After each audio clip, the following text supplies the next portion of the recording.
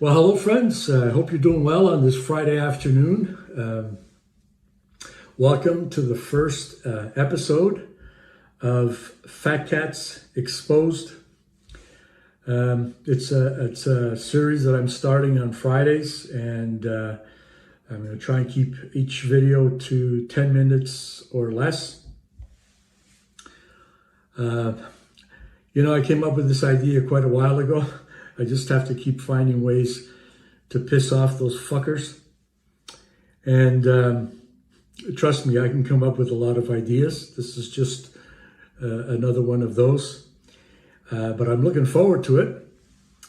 And so I have my Friday afternoon lemonade with lots of ice.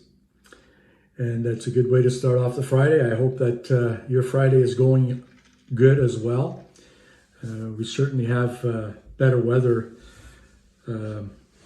now that we've had a little mini winter in what was supposed to be spring weather.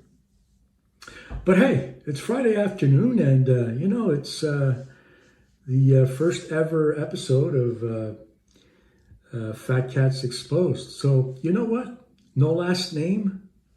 What the fuck is up with that?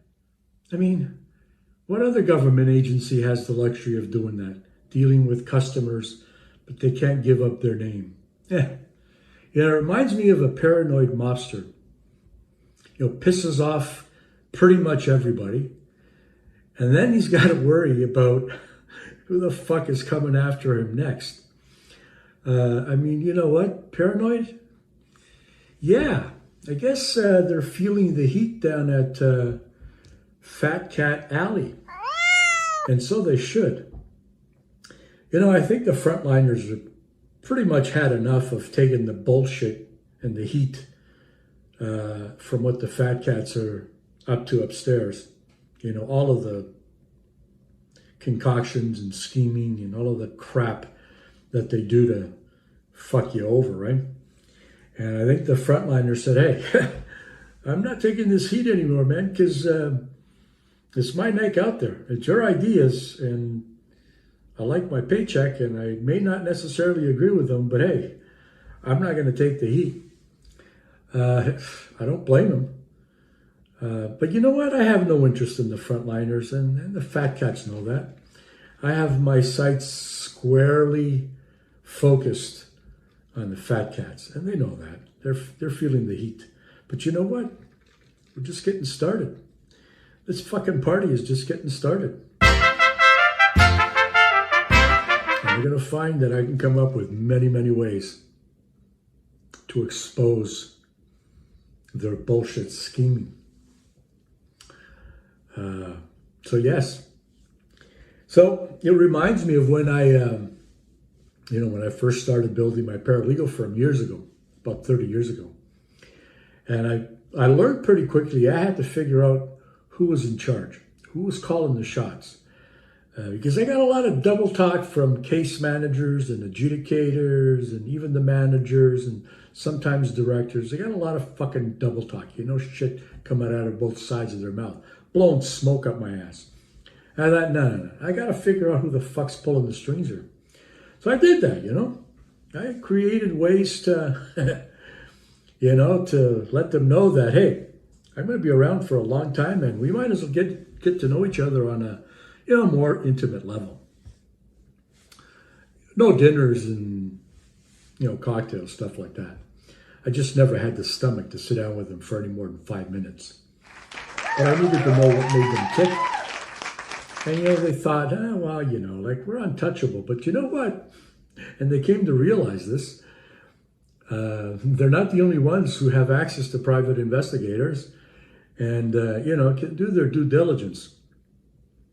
And I was very good at figuring shit out. So I was either going to get it one way or the other. And, I made some loyal friends in the business, some of them working for the WSIB. They got tired of taking the heat. And the thing is I didn't go around in circles and beat around the bush. If I had a dealing with a manager or director and I thought he was blowing smoke up my ass, I told him. And I said, you know what? You know where this is going next. Because I'll be going up the ladder. And yeah, at first they'd say, whatever. But then they got to realize pretty quickly that I did. Reminds me of this one director, Mary Luck. Oh my goodness, Mary Luck. So anyway, occasionally I orchestrated scenarios to find myself in the same room with one of these schmucks. Because I just wanted to see, what made them tick. Look in their eyes and really see what kind of a person they were. So Mary Luck had been getting under my skin for a while. And so I thought, I got to get in front of this lady. And so, yeah, I orchestrated a scenario. And the person who worked for her said, you know what, Joe, she despises you in the worst way. And she'll try to take you out. And I knew that to be true because she had already tried a couple of underhanded tactics here at the Kitchener office and the Ottawa office. She'd concocted some stuff and it never went anywhere, but I knew she was on my radar. So anyway, so I had a meeting with her and, and she was like a dog on a bone. I mean, like fierce. But it turns out I was a bigger dog and I had an even bigger bone. That didn't come out the way I intended it. Nonetheless, we had a meeting and we became really good friends. It turns out Mary Luck was actually a very nice person, providing you didn't get in her way of trying to keep climbing that ladder. And so the fat cats are like that. They'll trip over each other, throw each other under the bus or off the fucking 18th floor window. Oh yeah, they'll do everything they can to fucking climb their way to the top. They don't think any people know about it, and they think that when they get there, they're that much more removed from the heat. But that's not going to happen because... you know what? Like I said, I'm not interested in the frontliners. I'm going to expose the fat cats, the one upstairs, the ones that hide behind the desk when the shit's about to happen. Because you know what? We can't rely on politicians, They're too weak or too scared or they just don't give a fuck. But you know what? They'll be coming knocking on your door and they'll be telling you they really care. And they'll listen to your stories, even if it takes 2 hours. Because they want that vote. So, you know what? There's 3 different political parties that have been in all of them since the last 30 years, and all of them managed to fuck it up even more than the other one. So, I don't really put much stock into them. So, given that it's the first episode of this nature, and I'm going to try and stick to my 10 minutes, maybe not today, but going forward, because I want to make it a little bit more lighthearted and I want to make sure that they have something to think about on the weekend, right? I want them to think about what's going on the weekend, right? So that they're as fucking stressed as they make you feel. So, we're going to go right to the top. We're going to talk about, meet Gavin Pyne, Chief Operating Officer, Mr. Gavin Pyne.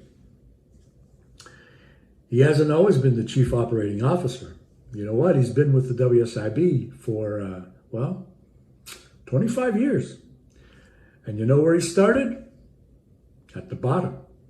His first 8 years as a consolidated adjudicator from 99 to 2007. And from there, it was a rapid ascension to one of the top posts at the WSIB. He became a program specialist eventually, and then manager in CCP. Then he became the subject matter expert. He claims services projects he spent a year there. And then he was moved up to executive assistant to the vice president of Channel Solutions. Holy fuck. Well, like I told you, there's about 22 vice presidents, and we're gonna get to know each one of them intimately. Trust me. But it didn't stop there. Then he spent some time as the manager of online services and delivery. So he provided a lot of expertise there. And then the assistant director to employer account services. Then he was the manager in initial entitlement. Well, that's the post where they get to fucking deny it or allow it. He made the top calls there. Then a senior planner. You get to see a lot of these positions are in the planning. Well, you know what I think of their planning, right? Or scheming. There's another word for it. Actually, there's 4. It's called trying to fuck you. Again, this is based on my own experiences over the last 30 plus years. I know these people. If you have any questions about it, you can come and ask me. And then, from senior planner, he went to program manager. I mean, it's quite an impressive elevation to one of the top spots. Then he went into the director of planning and analysis of operations. He spent 4 years and 7 months there. Again, planning. Then he was promoted to executive director, issues management, planning and analysis. Again, all about planning. Because the planning has to be in there. It's all about the planning. The fuck are they planning? All of the time. And in May of 2023, he got rewarded at the top post, Chief Operating Officer. Well, friends, this gentleman is just one of the fat cats that gets to plan what goes down and how it goes down. And at the end of the day, they're not that far removed from the shitstorm. So, on a very lighthearted, on this Friday afternoon, I thought I'd share with you just a little bit about what's going on in behind the scenes. They are starting to feel the heat. We'll have to see what their next move is. I always welcome that. And it's going to be an interesting ride because I'm going to have a lot of shit to share with you. But I am going to continue on my Wednesday videos. So it'll be 2 videos a week. I may do a third one, but I've had a very aggressive schedule. And WSIB Settlements is about to launch a very large program. And the firm is we're getting a lot of members. The firm is getting really busy. And I'm glad because we're helping a lot of people. If you haven't visited WSIB Settlements yet, I welcome you to go there and take a visit, WSIBsettlements.com. We provide assistance with any issue dealing with the WSIB. And there's a few other things that we're introducing over the next few days that are going to be a game changer to our members and to injured workers around the province who need help. But anyway, my friends, so it'll be exciting to see what next episode brings on the Fat Cats Exposed. I'm looking forward, and I'm sure hoping that you are, and have yourself a really nice weekend. And until the next one, take care.